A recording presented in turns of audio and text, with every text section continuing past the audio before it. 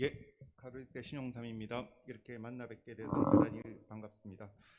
오늘 이번 세션은 새 세션인데 새 연자인데 제가 첫 번째 연자를 좌장하고 나머지 두 연자는 박석규 교수님이 하시겠습니다. 아마 뭐 저희가 이제 이런 연자와 이런 심포지엄 제목을 보고 우리 학회가 참 바람직한 방향으로 가고 있다 이렇게 해서 상당히 자랑스럽게 생각합니다. 첫 번째 연자는 메디픽셀 대표이사 송교섭 박사님이신가요? 님인데 경력이 보시면 LG전자, 동양시스템즈, 안랩 팀장, 놀이타운, 메디팩스 대표이사 이렇게 다양합니다. 그리고 그 활동도 보면 우리 모든 어떤 인터벤션의 많은 시작이 카디올로지에서 어떤 많은 기구가 개발되고 그걸 이제 뉴로로 어플리케이션하고 있는 것처럼 심혈관 쪽으로 많은 연구를 하고 계시고 앞으로 우리가 이제 뉴로 필드에서 어떻게 이걸 다양하게 애플리케이션을 할 수 있는지에 대해서 아마 우리 상상의 나래를 펼 수 있는 그런 기회가 됐으면 좋겠습니다. 부탁드립니다.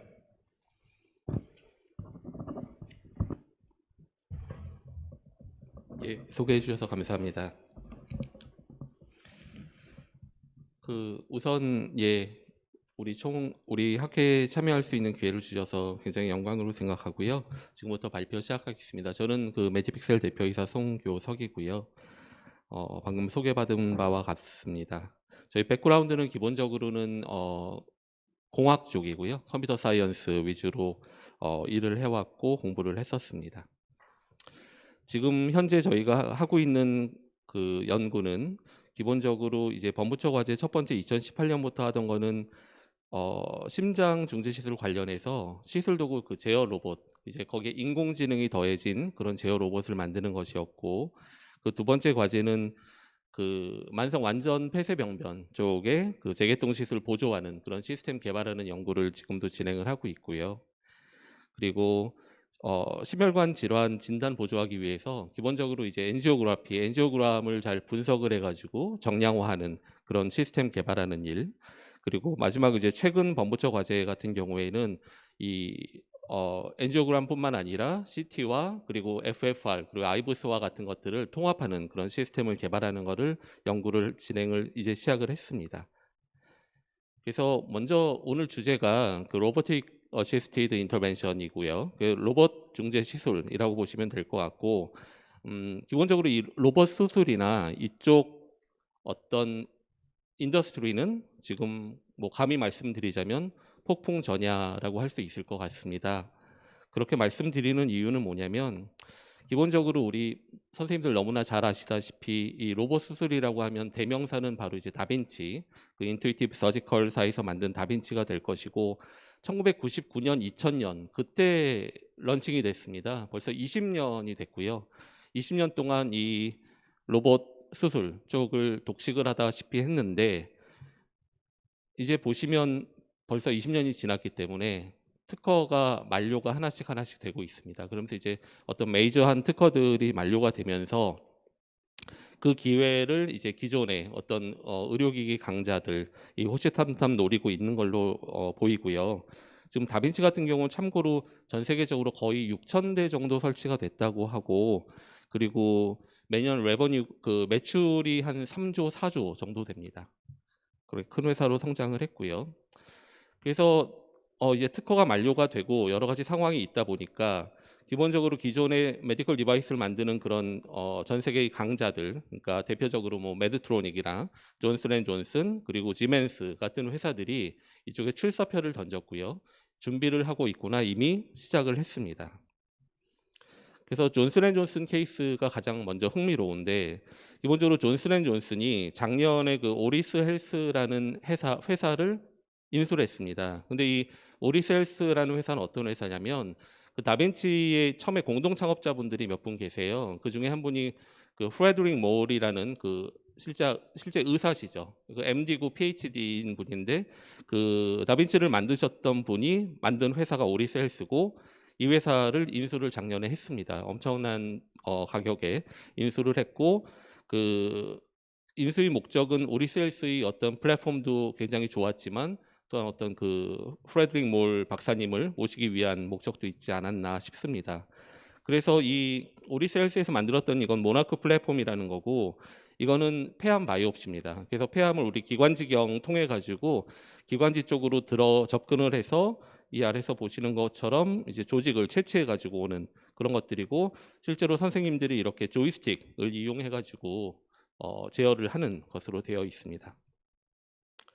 그리고 이건 불과 10일 전 이제 기사인데, 그 존슨앤존슨이 그동안 그 구글 쪽하고 그 연합을 해가지고 그 버브 서지컬이라는 회사를 만들었었고, 그거를 작년에 아예 인수를 했습니다. 자기 그 조직으로 편입을 했고, 그러면서 준비를 하고 있었다고 했는데, 그게 이제 오타바라는 그런 어떤 플랫폼, 아직까지 많은 게 공개되진 않았지만 그 플랫폼을 만들었고, 이거는 기본적으로 로봇이긴 하지만 소프트웨어나 데이터, 즉 AI가 같은 것들이 굉장히 강조된 그런 로봇 플랫폼으로 얘기가 되고 있는데, 곧 실체가 드러나지 않을까 싶습니다. 그리고 또 하나 이제 의료기기 쪽 강자는 메드트로닉인데요. 메드트로닉은 이미 이제 휴고라는 로봇을 개발을 완료했다. 그리고 이것도 이제 임상을 진행하면서 곧 시장에 나올 것이다라고 했는데 약간 연기가 됐습니다. 내년 정도에 이제 시장에 출시가 될 것으로 보고 있고요. 그리고 이제 저희가 이제 어떤 심혈관이라든가 말초혈관이라든가 또 우리 뇌혈관 쪽 관련된 걸로는 지멘스가 작년에 그 콜인더스라는 회사를 인수를 했고요. 그 콜인더스라는 회사의 제품이 콜패스 GRX라는 건데요. 이 제품은 이런 형태를 가지고 있습니다. 그래서 선생님이 실제로 별도의 어떤 칵핏에서 이런 조이스틱을 이용해 가지고, 조이스틱이 레버가 3개가 있습니다. 그래서 하나는 가이드 와이어, 하나는 카테터, 하나는 스텐트를 움직이는 걸로 되어 있고, 이걸 통해서 약간은 이제 원격에서 환자랑 약간 떨어진 상태에서 저쪽 카세트 쪽에 나와 있는 그런 어떤 일회용 시술 도구들이 그쪽에 들어가 있고요. 그걸 이용해 가지고 시술을 하는 식으로 진행이 됩니다. 그래서 이쪽에서 지금 강조하는 장점은 여러 가지가 있지만, 일단 첫 번째로 제일 강조를 했던 거는 사실 레디에이션입니다. 그래서 환자나 특히 이제 선생님들한테 이 레디에이션 익스포저 되는 양을 현저하게 줄여준다라는 것들을 얘기를 많이 했는데, 초창기에 그러다가 이제는 실제로 어떤 클리니컬하게 성공률을 높여준다라든가, 아니면 또 텔레스텐팅이 가능하다, 즉 어떤 원격 시술을 통한 것들에 대해서 많이 강조를 하고 있는 게 최근 추세입니다. 저도 이제 이 TCT라는 학교에 가가지고 2018년, 2019년 계속 이 코린더스를 보아왔는데, 사실 2018년만 해도 뭐 저 개인적으로는 그렇게 크게 보지를 않았어요. 근데 점점 발전하는 모습이 작년에 특히 이제 지멘스의 인수가 되면서 이제 뭐 라이브 세션 같은 거 당연히 스폰서를 하면서 여러 가지 노력을 했는데, 최근에 보니까 클리니컬 리서치한 어떤 결과를 냈는데, 약 70페이지에 걸쳐서 굉장히 많은 그동안 임상 어떤 에비던스들을 만들어 나왔습니다. 그래가지고 현재로서는 뭐 불과 2년 전보다 굉장히 발전한 모습을 보고 있고, 실제로 시장을 잘 침투를 해 들어가는 것이 아닌가라고 보이고 있습니다. 그래서 이쪽에 뭐 임상 예로는 이런 것들이죠. 그래서 실제로 매뉴얼 PCI와 로보틱 PCI에 대한 어떤 비교들, 그리고 레디에이션 익스포저에 대한 비교들, 또한 이제 어떤 리모트 로보틱 서세스 레이트, 그래서 이제 원격 시술에 대한 가능성을 최근에 많이 강조를 하고 있습니다. 그래서 여기까지가 하나 더 말씀드리면, 최근에 보면 이 콜패스 GRX가 뉴로까지 지금 이제 임상 스터디를 시작을 했습니다. 그래서 이거 이제 그 미국 저 클리니컬 트라이얼즈에서 가져온 건데요. 보시면 실제 이 뇌동맥류 관련된 것들을 지금 하겠다고 하고 있고, 이 뇌동맥류 색전술을 진행을 하고 120명 환자에 대해 가지고 2020년 8월부터 내년 12월까지 그렇게 진행을 한다고 합니다. 뭐 참고로 로보캐스라는 회사도 있고요. 여기도 이제 똑같이 첫 번째는 심혈관 쪽으로 진행을 하면서 말초 그리고 뇌혈관 쪽으로 진행을 하겠다, 이렇게 얘기를 하고 있습니다. 여기까지가 기본적인 어떤 최근의 로봇의 트렌드 말씀드렸고요. 저희 회사에서 하고 있는 거는 이제 기본적으로는 AI 기술입니다. 그래서 AI를 이용해서 이 어떤 로보틱 인터벤션을 좀 더 효율적이고 생산적이게 만들자, 그리고 어떤 성공률도 높여주자는 게 저희 어떤 궁극적인 목표고요. 기본적으로는 두 가지입니다. 그래서 이 메디컬 이미징들을 이해해야 되는 그런 AI가 한 축이고, 또 한 축은 실제로 메디컬 로봇을 제어하는 쪽입니다. 그래서 이 두 가지를 하고 있고, 저희 그동안 이제 3년 정도 계속 이쪽 코로너리 쪽만 해왔기 때문에 이쪽에 대해서는 이제 나름대로의 성과를 내고 있는데, 그 일반적으로 이용하는 어떤 이미지들, 그래서 CT라든가 우리 엔지오그래피라든가 FFR, 아이브스 이런 것들에 대해 가지고, CT 같은 경우는 실제로 플래닝을 할 때 어떤 선생님들이 머릿속에만 넣어놓는 게 아니라 그걸 실제로 시술실에서 이 엔지오그래피와 같이 보여주면서 할 수 있는 그런 것들을 좀 개발을 하고 있고, 코로너리 엔지오그래피 같은 경우에는 저희가 이제 첫 번째 제품이 나오는 건데, 이제 12월경에 아마 좀 좋은 결과가 나오지 않을까 예상을 하고 있는데, 이 기본적으로 정량화 제품입니다. 그래서 이 혈관의 어떤 스테노시스가 어느 정도인지를 정확하게 정량화하는 제품이 될 거고, FFR 같은 경우는 저희가 소프트웨어로 좀 대체하는 그런 모습을 지금 준비를 하고 있고, 그리고 혈관 내 초음파의 분석을 도와주는 제품 만들고 있습니다. 이쪽이 이제 진단이고, 그리고 트리먼트 같은 경우에는 저희가 분지 구간에서 실제로 와이어를, 특히 이제 분지 구간의 경사가 급하거나 한 경우에 그때 제어하는 게 쉽지 않기 때문에 그런 부분, 어떤 작은 부분에서의 페인 포인트들을 해결할 수 있는 그런 쪽으로 연구를 하고 있습니다. 그래서 AI로 그쪽 같은 경우에는 자동화해서 들어가는 거를 실험을 통해서 지금 하나하나 쌓아가고 있습니다. 네, 그래서 오늘 요 두 가지에 대해서 간단하게 말씀을 드리겠습니다. 첫 번째는 이제 이 제품이 되겠고, 이거는 아까 말씀드린 대로 정량화하는 건데, 기본적으로 시술실에서 심혈관 중재 시술을 할 때 그 어떤 정량화 소프트웨어가 기존에 나와 있는 게 있기는 한데, 이거를 시술실에서 직접 사용하기 어렵습니다. 그 이유는 뭐냐면 실제로 어떤 매뉴얼한 작업들이 많이 들어가고, 그러다 보니까 시술실에서 사용이 못 되고 있다. 그래서 저희는 이제 모든 것들을 자동화한 그런 제품이 되겠고, 그래서 시술실에 바로 시밀리스하게 들어갈 수 있는, 현재의 워크플로우를 해하지 않으면서 들어갈 수 있는 것으로 개발을 한 것인데, 간단히 말씀드리면 이렇습니다. 현재의 모습은 이렇고요. 그래서 환자에게 엑스레이 조형을 하게 되면 바로 이제 모니터에 그 엔지오그램이 뜨게 됩니다. 이걸 보고 대부분의 경우에 이제 선생님들이 보통 아이볼 에스티메이션을 많이 하시고요. 물론 더 정교한 어떤 분석이 필요하다고 하면 FFR도 하고 아이브스도 하고 그런 병원도 있지만, 또 아닌 경우도 많이 있는 걸로 알고 있습니다. 그래서 그 정도로 하고, 좀 더 정량화가 필요하다고 그러면 이제 모니터링 룸 같은 데서 이 QCA를 진행을 하는데, 사실 매뉴얼한 작업이 굉장히 많기 때문에 시간이 오래 걸려서 현실적으로 사용이 잘 못 되고 있는 것으로 알고 있습니다. 그래서 저희는 이런 과정보다는 저희가 생각하는 과정은 어떤 것이냐면, 여기에 이제 죄송합니다. 네.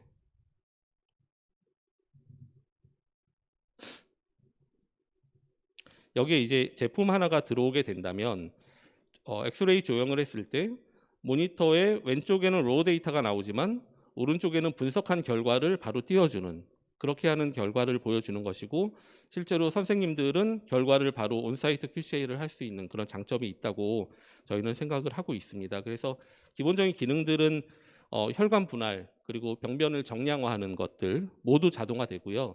그냥 손을 댈 게 없이 일단은 자동화는 되는 거에 먼저 주력을 했습니다. 그리고 이제 스텐트는 이런 직경과 이런 길이를 가지는 것으로 넣으면 좋겠다. 그리고 이제 베슬 타입 같은 경우는 뭐 RCA, LAD, LCX 같은 거 구분하는 거, 이런 건 이제 인공지능이 굉장히 잘하는 거고요. 그리고 프레임을 이제 우리가 심장 그 박동 때문에 기본적으로 영상에 이제 동영상이기 때문에 가장 분석에 용이한 프레임을 추천해주고, 또 스텐트를 위치를 옮기거나 직경과 길이를 맘대로 변형을 할 수가 있습니다. 그런 어떤 좀 인터랙티브한 그런 UI도 제공을 하고 있고, 뭐 부가적으로는 이런 기능들도 가지고 있습니다. 그래서 이거 짧게만 보여드리면, 이제 저희가 가지고 있는 화면은 이렇게 생겼고요. 기본적으로 그 병변 정보, 스텐트에 대한 추천 같은 것들이 있고, 이제 컨투어를 보여주고, 또 레퍼런스 라인을 생성한 다음에 병변의 협착 정도를 보여주고 스텐트를 보여주는 그런 기능들로 구성이 되어 있습니다. 네.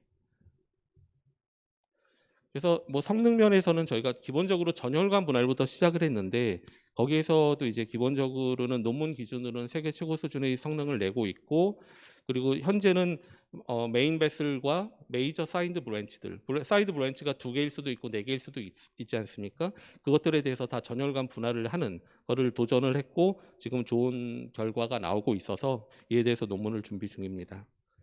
그리고 그래서 저희가 이제 그 허가 후에 임상할 계획들을 이렇게 준비를 하고 있고요. 두 번째로 말씀드리고 싶은 거는 AI로 이 로보틱 인터벤션을 자동화하는 부분입니다.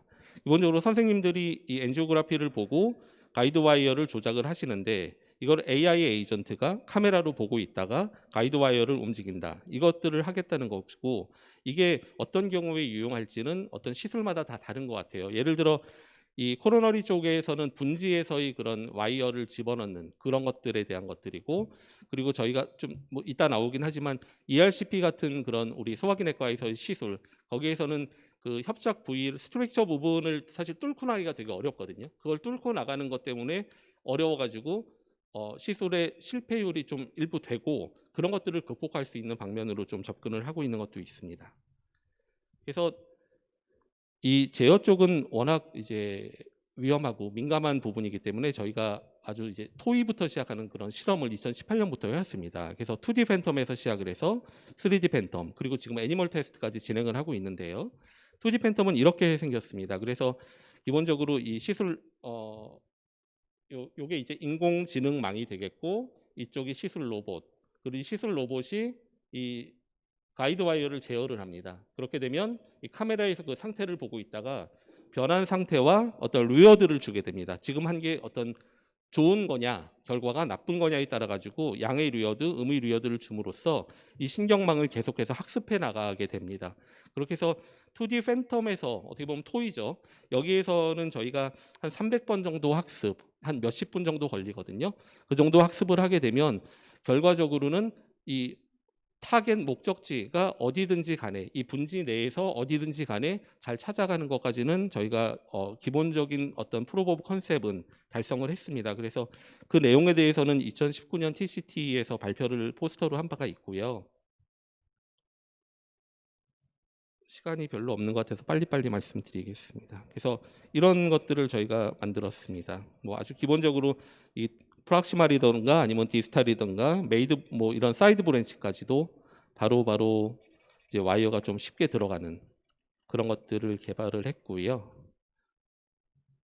네. 그 다음에 2D가 끝난 다음에 저희가 진행하고 있는 건 3D 팬텀에서예요. 근데 3D 팬텀에서 저희가 하고자 하는 건 뭐냐면, 기본적으로 2D에서 가능했던 거를 3D에서 하는 거는 어렵진 않습니다. 그런데 저희는 조금 더 나가서 이 어떤 LAD나 LCX, RCA 이런 환경에서 학습을 하게 되면 그 학습된 환경 내에서는 AI가 그 오버피팅이 됩니다. 그래서 거기서는 아주 잘해요. 아주 잘하지만 사실 중요한 거는 우리 심혈관, 뭐 뇌혈관도 마찬가지고 어떤 환자마다 다 다르게 생겼잖아요. 그 기본적인 형태 외에는 다 다른 형태를 가지기 때문에 처음 보는 환경에서 잘하는 게 매우 중요하고, 그걸 이제 AI에서 일반적으로 일반화한다, 제너럴라이즈 한다라고 얘기를 하는데, 그 제너럴라이제이션을 저희가 목표로 하고 있고, 지금 이제 시뮬레이터까지 동원을 해가지고 여러 가지 실험을 하면서 상당한 진척을 보였습니다. 그래서 이것도 마찬가지로 저희 뭐 특허는 이미 냈고 논문도 준비를 하고 있고 이렇게 준비를 하고 있습니다. 그래서 네, 이런 거고요. 네, 이런 식으로 이 타겟 리전을 랜덤하게 바꿔가면서 할 때 다 잘 찾아가는 거에 대한 어떤 영상이 되겠고, 시간 관계상 요거는 넘어가도록 하겠습니다. 이제 다 끝났습니다.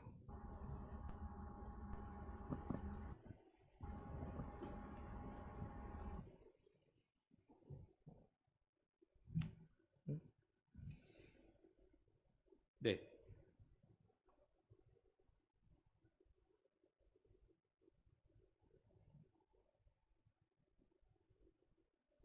네, 그리고 마지막으로 이제 저희가 동물 실험을 진행하고 있습니다. 동물 실험 같은 경우는 작년에 한 번, 올해 2번을 진행을 했는데, 여기서 검증하고자 하는 것은 실제로 이 캐스랩 환경에서 어떤 딥러닝 알고리즘이 잘 동작하느냐, 그리고 그 심장 박동 환경에서 그 정합이 많이 필요합니다. 그러니까 이미지 우리 영상 내에서 이 와이어가 계속 이 심혈관 내를 벗어나서 우리 눈엔 보이기 때문에 이걸 이 안에 들어가도록 정합해 주는 거, 그 알고리즘이 동작하느냐. 그리고 이 AI 강화학습이라는 그 이 알고리즘이 실제로 목적지를 잘 찾아가느냐라는 거를 했고, 최근 실험에서 이제 소기 성과를 거둬서 내년에는 이거를 정말 이 로버스트한 그런 환경이 될, 로버스트한 어떤 성능이 나올 수 있는 것들을 목표로 하고 진행을 하고 있습니다. 네, 그것도 영상은 준비했는데 이런 것이고요. 실제로 이제 돼지 관상동맥 내에서 어떻게 방향을 찾아가느냐라는 것을 분석하는 그런 화면이 되겠습니다. 예. 네, 이상으로 저희가 말씀드린 게 이제 코로너리 위주로만 저희가 해왔기 때문에 사실 제가 뉴로에 대한 지식은 없고 관련해서 이쪽에 대한 걸 말씀드리면서 이것들을 혹시라도 활용할 수 있는지 그런 아이디어를 한번 생각을 해보셨으면 하는 그런 바람이 있고요. 이상으로 제 발표 마치겠습니다. 감사합니다. 예. 대표님 강의 잘 들었습니다. 아마 시간이 아마 해외 연자가 줌 연결이 있고 많지 않아서 질문을 한 분만 받고 나머지 질문은 점심 시간을 통해서 많은 개인적으로 해주시기 바랍니다. 간단하게 질문해 주시기 바랍니다. 예. 예, 가톨릭대학교 인천성모병원의 장경수 교수입니다. 딱 한 가지만 여쭤볼게요. 아까 네. 저 와이어 이렇게 내비게이션 할 때 햅틱 기능 같은 거가 있습니까? 현재는 없습니다. 그러니까 저희 어떤 와이어를 써도 그러니까 브랜드에 상관없이 어떤 와이어든지 다 동작을 하게 만드는 게 목표라 어떤 센서가 달려 있거나 햅틱 기능을 이용하진 않고 이미지만 보고 진행을 합니다. 코린더스에서 만든 지금 코로나리 로봇하고 지금 개발하신 거랑 큰 차이는 뭡니까? 코린더스는 기본적으로 이제 선생님들이 조이스틱을 이용해 가지고 선생님들이 제어를 하시는 거고요. 저희가 그 로봇을 직접 만드는 건 아니고요. 현재로서는 저희는 그 예를 들어 코린더스가 있다고 한다면 그 코린더스 선생님들이 조작할 때, 그러니까 슬기로 하시든지 조이스틱으로 하시든지 어려운 부분들이 있지 않습니까? 그 부분을 원활하게 해결하는 것 쪽에 좀 더 초점을 맞추고 있습니다. 예, 감사합니다.